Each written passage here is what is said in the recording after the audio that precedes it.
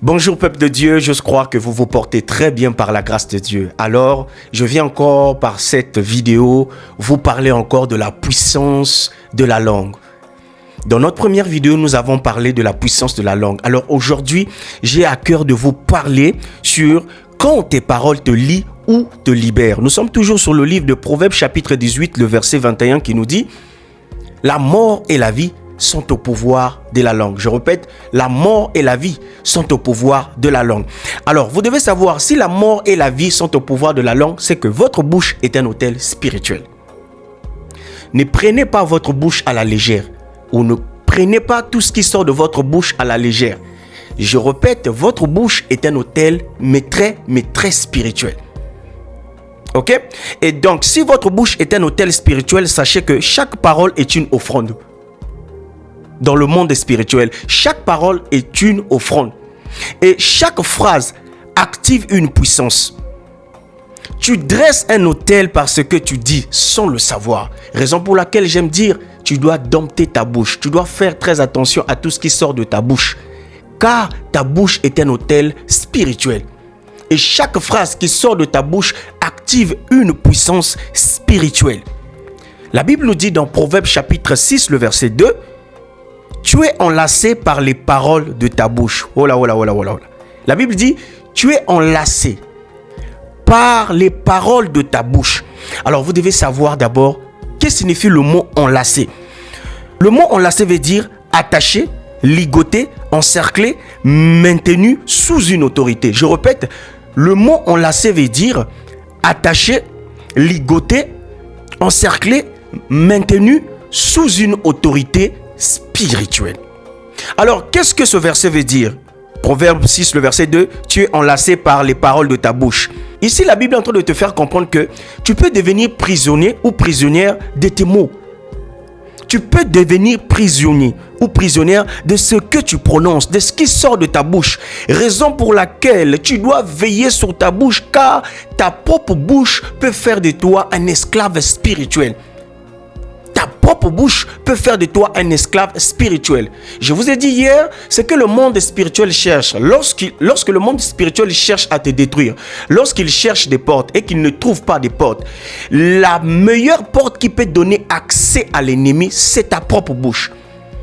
Parce que ta propre bouche peut t'attacher, peut te ligoter, peut te maintenir sous une autorité, sous une influence spirituelle, sous une influence satanique. Raison pour laquelle tu ne dois pas dire tout ce que tes parents disaient ou tout ce que tes parents disent.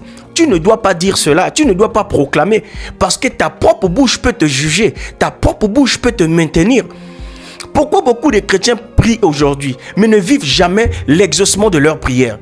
Pourquoi malgré que tu pries, malgré que tu sers à l'église, malgré que tu es enfant de Dieu, malgré que tu es disciple de Dieu, de Christ, tu n'arrives pas à vivre l'exaucement de ta prière? Pourquoi? Parce que beaucoup d'enfants de Dieu vivent le contraire de leur prière. Oh yes. Parce que beaucoup d'enfants de Dieu vivent le contraire de leur prière. Dans la prière, tu dis, je suis la tête et non la queue. Dans la prière, tu dis, j'ai la victoire en Jésus, je suis la victoire. Mais quand tu sors de ta chambre de prière, quand tu quittes le lieu de prière, qu'est-ce que tu prononces? Qu'est-ce que tu déclares? Tu te mets encore sous l'emprise de l'ennemi par ce qui sort de ta bouche.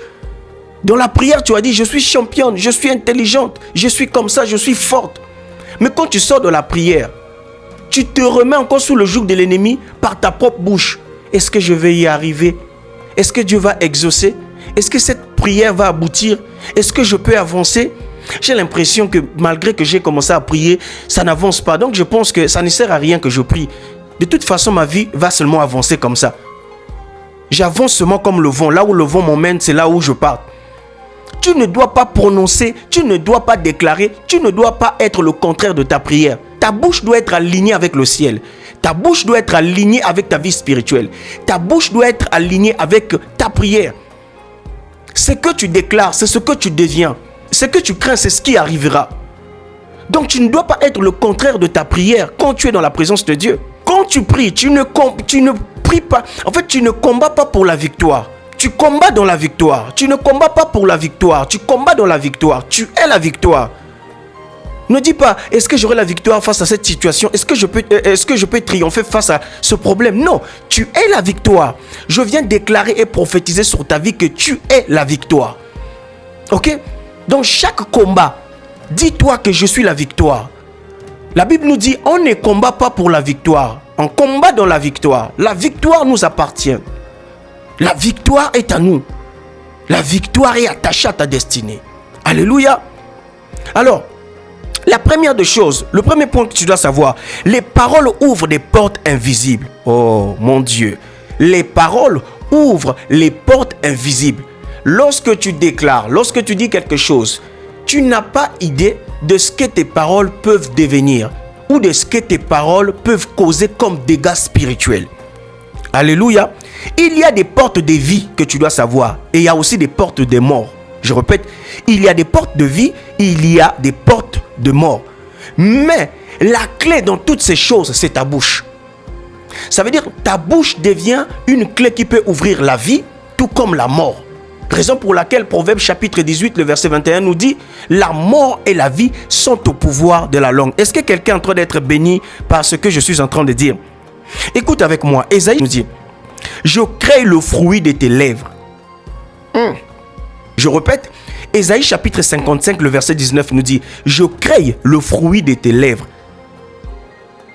Qu'est-ce que Dieu veut dire par là? Tu dois savoir que Dieu ne crée pas seulement des situations, mais Dieu, il crée des conséquences aux paroles. Je répète, Dieu ne crée pas seulement des situations, mais il crée les conséquences aux paroles. Quand Dieu dit « Je crée le fruit de tes lèvres », cela signifie Dieu donne une matérialisation à ce qui sort de ta bouche. Power. Dieu donne une matérialisation à ce qui sort de ta bouche. En d'autres termes, ce qui sort de ta bouche, ce que le Seigneur fait, c'est quoi? Ou ce que le monde spirituel fait c'est quoi? C'est que ce qui sort de ta bouche, le monde spirituel donne la forme, donne un corps, donne une chair à tes mots, à tes paroles, à tes déclarations. Ok? Donc, je viens de dire que cela signifie Dieu donne une matérialisation à ce qui sort de ta bouche. Lorsque les lèvres parlent, Dieu laisse le fruit apparaître. Lorsque tu ouvres ta bouche, lorsque tu parles, sache que le travail de Dieu, c'est de laisser le fruit apparaître de ce qui est sorti de ta bouche. La parole devient réalité. Je répète, la parole devient réalité. La parole sortie de ta bouche devient réalité. C'est ça qu'on appelle le fruit de ta bouche. Et tu dois savoir, tu ne récoltes pas hasard. Dans la vie, tu ne récoltes pas hasard. Je répète, dans la vie, tu ne récoltes pas hasard. Tout ce que tu récoltes est le fruit de ce que ta bouche a sémé. Est-ce que quelqu'un a encore d'être béni? Je répète, tout ce que tu récoltes est le fruit de ce que ta bouche a sémé. Le deuxième point, les cycles familiaux ne sont pas génétiques. Je répète, les cycles familiaux ne sont pas génétiques. Certains cycles sont verbaux, répétés de génération en génération, transmis par les paroles, renforcés par les déclarations. Comme je viens de dire, tu répètes tout ce que tes parents disaient s'ils sont morts. Tu répètes tout ce que tes parents disent, tout ce que ta famille répète, toi aussi tu répètes. Ta déclaration doit être différente. Tes paroles doivent être différentes. Dans notre famille, c'est ceci, cela. Toi, tu ne dois pas dire la même chose. Tu dois déclarer la vie parce que ta bouche en tant qu'enfant de Dieu est alignée avec le ciel. Comment? La bouche d'un enfant de Dieu est alignée avec le ciel. Un enfant de Dieu parle en fonction du ciel. Un enfant de Dieu parle en fonction du royaume des cieux. Tu ne parles pas en fonction de l'histoire de ta famille. Tu ne parles pas en fonction des échecs de ta famille. Comme je disais, ne laisse pas les échecs de ta famille définir ta vie. Toi, tu es différent, tu es différente. Alléluia. Ta vie est alignée, attachée à des promesses de Dieu. Donc, ce qui sort de ta bouche, ce que tu répètes, ce que tu déclares, a le pouvoir de déformer ta destinée, a le pouvoir de changer ta trajectoire, a le pouvoir de changer ta direction. Ce qui sort de ta bouche donne la direction à ta vie. Bonne tout comme mauvaise, toute parole qui sort de ta bouche, bonne tout comme mauvaise, donne une direction, une directive à ta vie. Raison pour laquelle tu dois veiller à ta bouche. Ah oui, veille à ta bouche. Veille à ta bouche. Donc je disais, les cycles familiaux ne sont pas génétiques. Certains cycles sont verbaux, répétés de génération en génération. Ne blaguez pas avec le pouvoir de la parole. J'aimerais ouvrir une parenthèse. Beaucoup d'enfants de Dieu vivent les blocages non parce que le diable est en train de combattre leur vie. Cela ne vient pas de l'ennemi, mais cela vient de votre propre bouche. Beaucoup, vous êtes en train de vivre les limitations de votre propre bouche. Par exemple, vous êtes sorti d'une relation qui n'a pas marché autrefois. Qu'est-ce que vous avez dit après? Qu'est-ce que vous avez proclamé? Vous avez dit quoi? Vous avez proclamé quoi? Que non, si cette relation n'a pas marché, ce qui est sûr, la prochaine relation aussi ne marchera pas. Ça veut dire que tous les hommes sont pareils. Ce qui fait que tous les hommes que tu rencontres qui veulent t'épouser, selon la volonté de Dieu, tu rencontres les mêmes personnes. Parce que quoi? De ta bouche, tu as dit que tous les hommes sont pareils. Et tes paroles deviennent vie, deviennent chair, se réalisent. Et tu récoltes ce que tu as sémé. Raison pour laquelle tous les hommes que tu rencontres qui veulent t'épouser, toutes les femmes que tu veux l'épouser, se ressemblent avec la relation toxique que tu as eue au passé. Tu ne rencontres pas les bonnes personnes parce que lorsque ta première relation n'a pas marché, tu as prophétisé. Tu dois savoir que tu es le prophète de ta vie, la prophétesse de ta vie, par ce qui sort de ta bouche.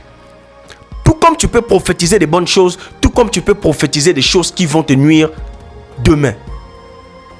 Qu'est-ce que tu as dit lorsque cette relation n'a pas marché? Que moi je pense que le mariage n'est pas fait pour moi. Une relation amoureuse n'est pas faite pour moi. Donc je pense que moi je vais seulement finir ma vie comme ça. Peut-être tu as dit ça dans la blague. Mais sache que le monde spirituel ne rigole pas. Ce qui sort de ta bouche finira toujours par se réaliser, par se concrétiser. Donc tu dois veiller sur ta bouche. Beaucoup vous êtes sortis dans une relation.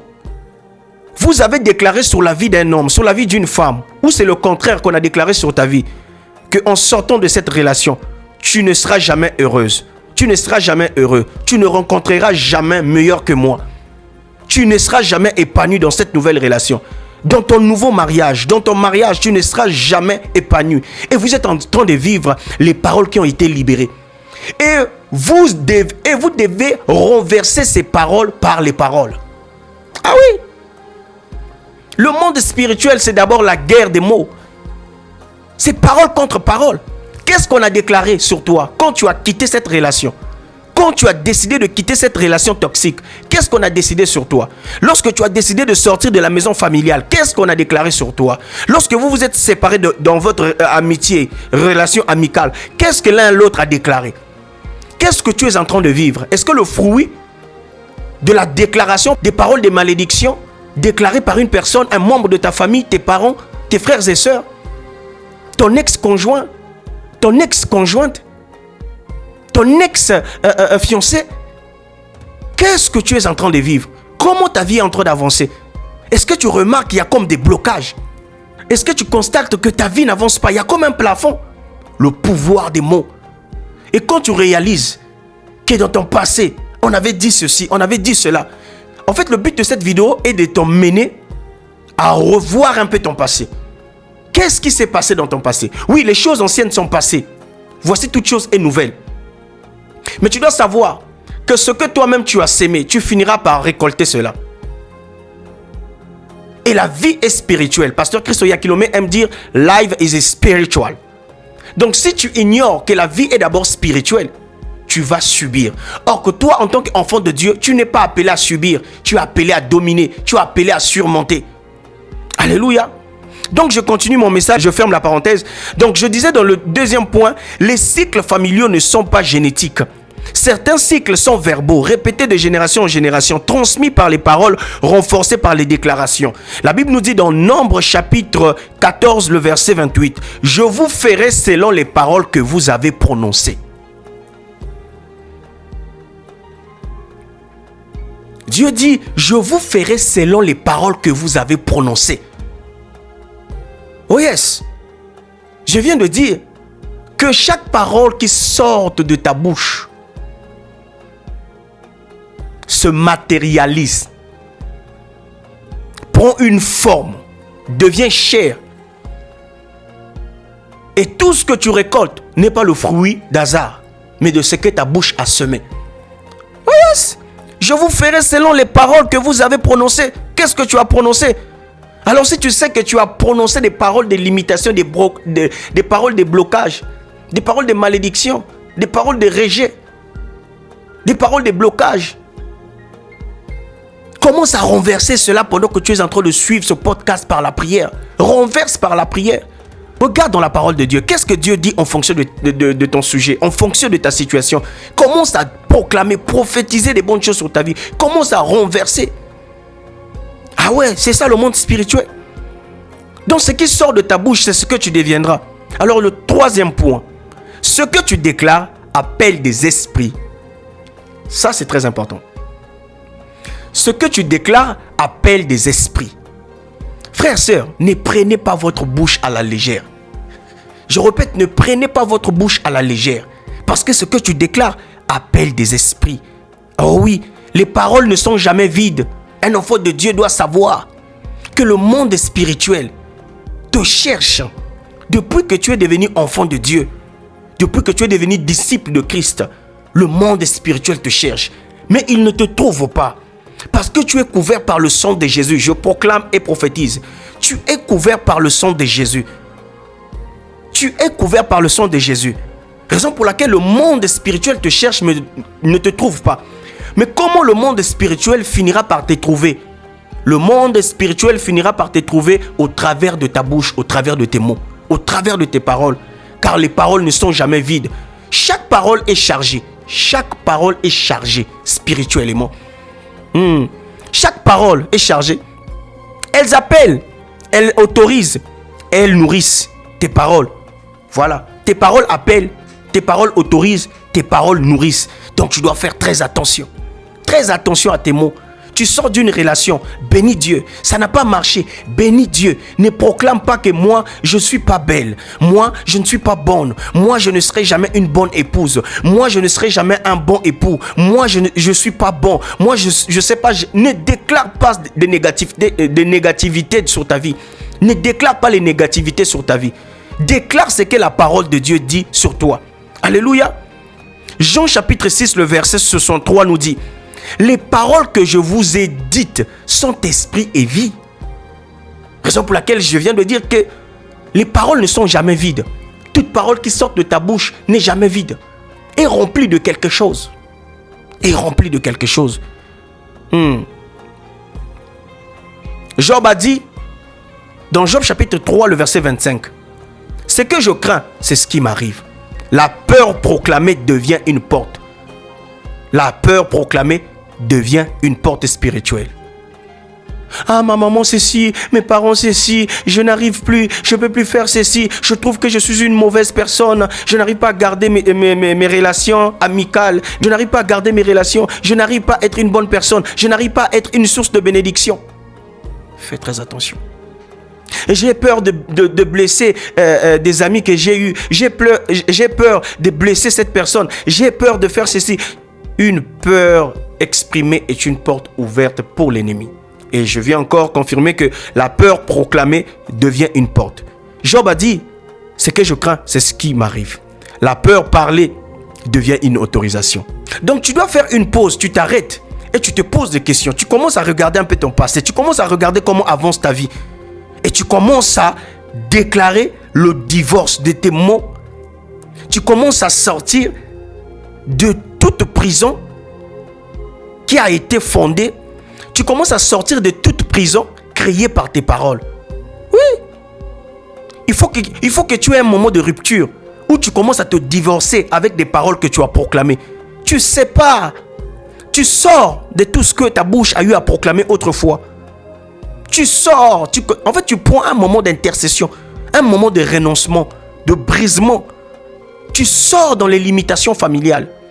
Tu sors dans ce qui a bloqué ta mère autrefois. Ne te bloquera jamais. Non, ma mère a eu des enfants avant le mariage. C'est ce qui a fait qu'elle a gardé mon père parce qu'elle a donné le sexe. Donc moi aussi, je dois donner le sexe pour garder mon fiancé, ma fiancée. Parce que si je ne donne pas le sexe, il risque d'aller chercher ailleurs. Elle risque de me refuser. Never. Ne te solde pas. Ne te solde pas. Ne te solde pas parce que tu es un enfant de Dieu. Si Amazon n'a pas de solde, à plus forte raison, toi, enfant de Dieu. Ne te solde pas. Garde tes jambes jusqu'au bon moment. Ah oui, ne fais pas comme tes parents ont fait. Ne trouve pas les enfants hors mariage. Attends le bon moment. Ah oui, suis la pensée de Dieu. Parce que toi, tu es la pensée de Dieu.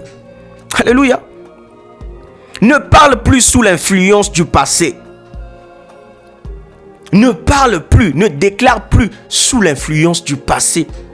Déclare ce que la parole de Dieu dit de toi. Qui tu es. Qui tu es. Tu es fils de Dieu, fille de Dieu. Déclare ce que la parole de Dieu, ce que le ciel, ce que ton royaume dit que tu es. Ah oui, ne parle plus sous l'influence du passé, sous l'influence de l'histoire de ta famille, l'histoire de tes frères et sœurs.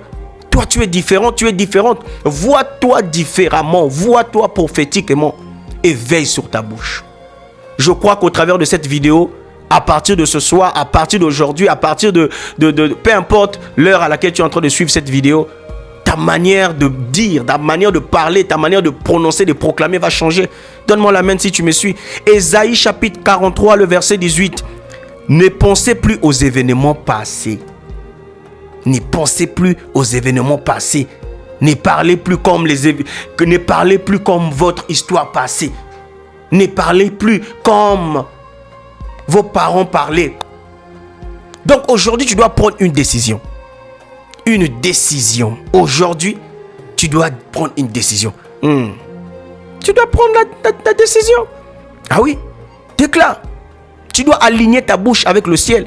Le ciel ne répète pas ton histoire. Pourquoi toi tu veux répéter ton histoire? Si le ciel ne répète plus ton histoire, pourquoi toi tu répètes toujours ton histoire? Et ici nous comprenons, si tu répètes toujours ton histoire, c'est qu'il y a un problème de crise d'identité. Si ta bouche n'est pas alignée avec le ciel, c'est qu'il y a un problème d'identité. Parce que lorsque tu connais ton identité en Christ, tu ne vas plus parler selon ton passé. Tu vas parler en fonction de la parole de Dieu. Oui. Beaucoup des enfants de Dieu tombent dans le piège par leur bouche parce que il y a un problème de crise d'identité. Plusieurs ne connaissent pas leur identité en Christ.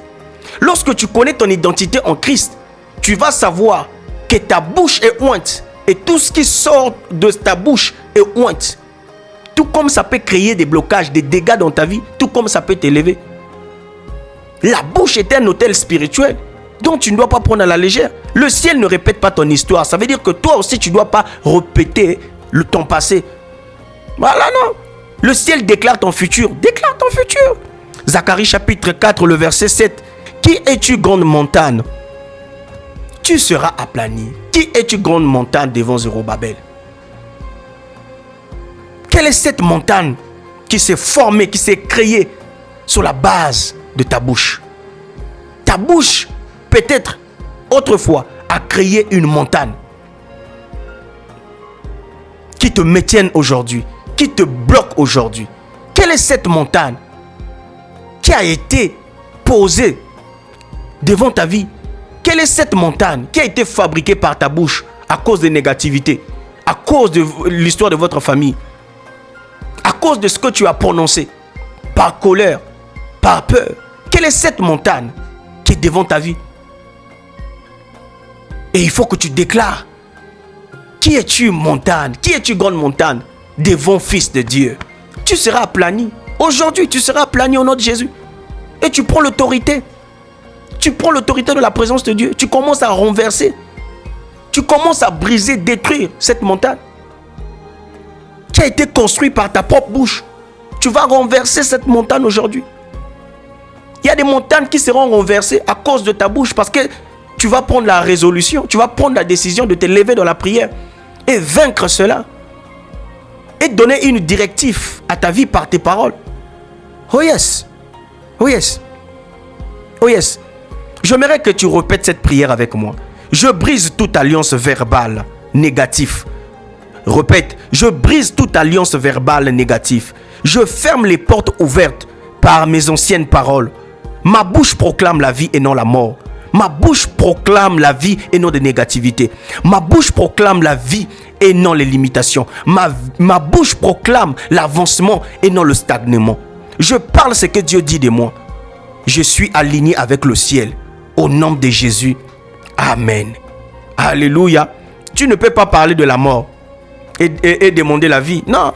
Tu ne peux pas parler de la mort et demander la vie. Tu dois demander la vie et ne plus parler la mort. Raison pour laquelle Osée chapitre 6, le verset 4 va nous dire « Mon peuple périt par manque de connaissances ». Raison pour laquelle Christ, par ce podcast, poussé par le Saint-Esprit, vient te donner la connaissance qu'il te faut. Alléluia. Donc, là où ta bouche change, l'atmosphère change. Je répète, là où ta bouche change, ta manière de parler change, ton atmosphère aussi change. Ton atmosphère dépend de ta bouche. Je répète, ton atmosphère spirituelle dépend de ta bouche. Ta bouche a la capacité de changer une atmosphère spirituelle. Oh yes, veille sur ta bouche. Là où l'atmosphère change, ta vie aussi change. Oh yes. Là où l'atmosphère change, ta vie aussi change. Parce que ton atmosphère spirituelle précède ta destinée. Que Dieu te bénisse abondamment. Tu as été béni par ce podcast. Partage. Shalom.